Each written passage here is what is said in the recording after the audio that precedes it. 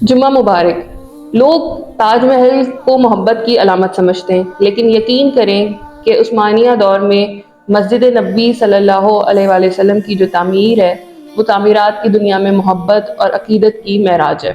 کیسے ہے؟ آپ کو سناتی ہوں۔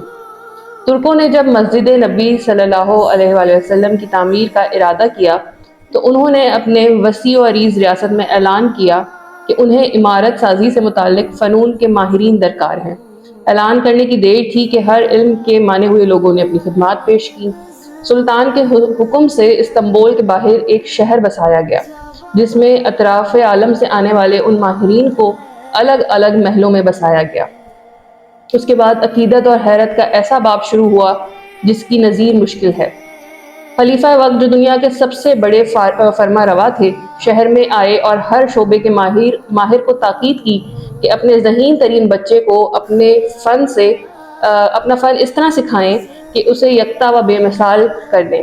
اسی اثنا میں ترک حکومت اس بچے کو حافظ قرآن اور شہ سوار بنائے گی۔ دنیا کی تاریخ کا یہ عجیب و غریب منصوبہ کئی سال جاری رہا۔ 25 سال بعد نوجوانوں کی ایسی جماعت تیار ہوئی جو نہ صرف اپنے شعبے میں یکتائے روزگار تھا بلکہ ہر شخص حافظ قرآن اور باعمل مسلمان بھی تھا۔ یہ لگ بھگ 500 لوگ تھے۔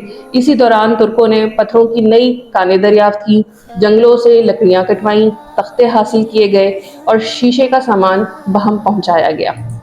یہ سارا سامان نبی کریم صلی اللہ علیہ وآلہ وسلم کے شہر پہنچایا گیا تو ادب کا یہ عالم تھا کہ اسے رکھنے کے لیے مدینے سے دور ایک بستی بسائی گئی تاکہ شور سے مدینے کا ماحول خراب نہ ہو۔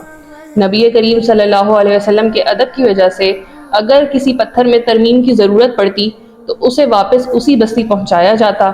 ماہرین کو حکم تھا کہ ہر شخص کام کے دوران باوضو رہے اور درود شریف اور تلاوت قرآن میں مشغول رہے۔ حجرہ مبارک کی جالیوں کو کپڑے سے لپیٹ دیا گیا کہ گرد و غبار اندر روضہ پاک میں نہ جائے۔ ستون لگوائے گئے کہ ریاض الجنت اور روضہ پاک پر مٹی نہ گرے۔ یہ کام 15 سال تک چلتا رہا اور تاریخ عالم گواہ ہے کہ ایسی محبت، ایسی عقیدت سے کوئی تعمیر نہ کبھی پہلے ہوئی اور نہ کبھی بعد میں ہوگی۔ اپنی دعاؤں میں یاد رکھیں۔